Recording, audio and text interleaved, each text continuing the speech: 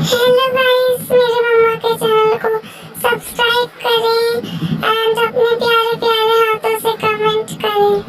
आपका बहुत बहुत धन्यवाद। सबरी ने देखा सपनवाया जरा आई आई भवनवा। सबरी ने देखा सपनवा आज राम आई आई भवनवा। खट्टा मीठा बैर सबरी बिन के लाम।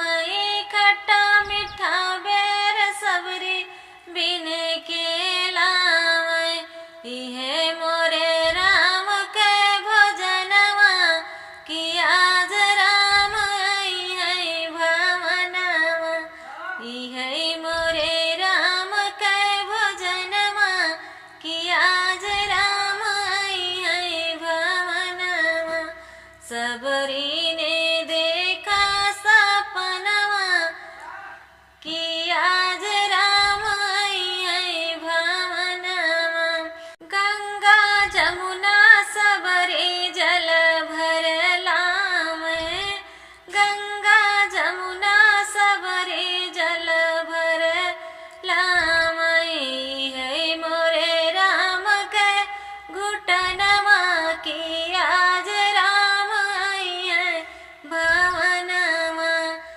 है मोरे राम के घुटनवा कि आज राम आई है भवनवा। सबरी ने देखा सपनवा कि आज राम आई है भवनवा। लौंगा इलायची के बीरा लगावै। लौंगा इलायची के बीरा लगावै। इहे मोरे राम के कुचनवा कि आज राम आई है भवनवा। इहे मोरे राम के कुचनवा कि आज राम आई है भवनवा। सबरी ने देखा सपनवा कि आज राम आई है भवनवा। कुश की गोंदरिया सबरी आसन लगावै। कुश के गोंदरिया सबरी आसन लगावै।